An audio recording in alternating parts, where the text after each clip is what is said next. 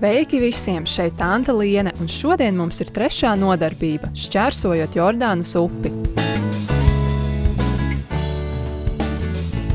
Vēstījums ir, ka Dievs dod mums lieliskus vadītājus, lai viņa labā mēs varētu darīt lielas lietas.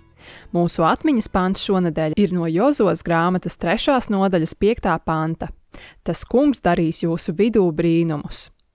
Kā tu jūties pamostoties dienā, kad zini, ka notiks kas aizraujošs? Ja nu tas ir kaut kas, ko tu nekad neesi darījis, iztēlosimies, kā izrēliešu zēns varētu piedzīvot aizraujošu dienu. Saules gaisma ieplūda teltī caur tās ieeju, pamodinot Heberu. Viņš kādu brīdi laiski staipījās, līdz atcerējās, ka Jozuā bija sacījis, ka šodien ir tā diena. Šodien tas kungs darīs kaut ko pārsteidzošu. Kas gan tas varētu būt, Hebers prātoja? Dievs bija darījis pārsteidzošas lietas izrēliešu labā. Zēns simtiem reižu bija dzirdējis par to, kā Dievs šķīra sarkano jūru un izveda izrēliešu tautu no Ēģiptes. Katru sava mūža dienu Hebers bija ēdis mannu, tā bija brīnišķīga, ēdiens katru dienu bez izņēmuma. Un tad pirms neilga laika Dievs vadīja izrēliešu armiju, un viņi bija uzvarējuši 2 ķēniņus, Sihonu un Ogu. Jā, Dievs bija paveicis daudzas pārsteidzošas lietas, Hebers nolēma, bet šīs lietas bija notikušas laikā, kad izrēliešus vadīja Mūzus, un viņš tagad bija miris, un Jozo bija Izraēla jaunais vadītājs. Vai Jozo būs tikpat labs vadītājs kā Mūzus, Hebers prātoja, vai Dievs joprojām darīs brīnumainas lietas izrēliešu labā? Hebers piecēlās un izgāja ārā no telts. Pēdējā laikā bija daudz līs, un dienas kļuva arvien siltākas. Kūstošais kalnu sniegs tecēja uz upēm. Jordānas upe bija dubļaina, nikna straume, kas tajā laikā bija pārplūdusi.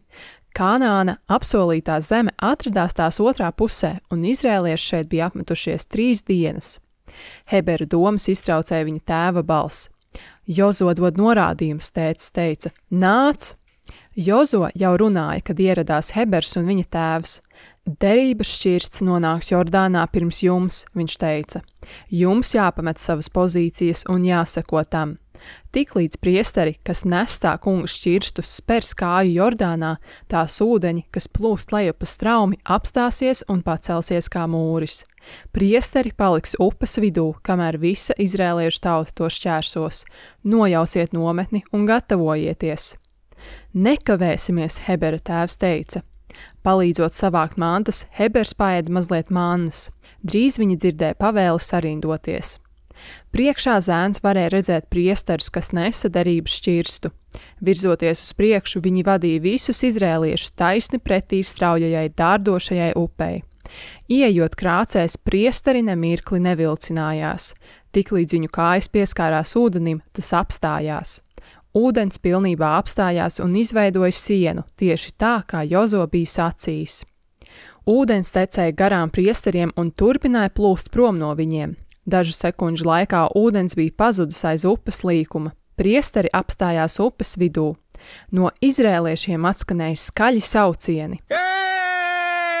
Cilvēku rinda ātri devās uz upi. Viņi uzmanīgi gāja pāri akmeņainai upes gultnei uz otru krastu. Hebers nespēja novērst acis no priesteriem.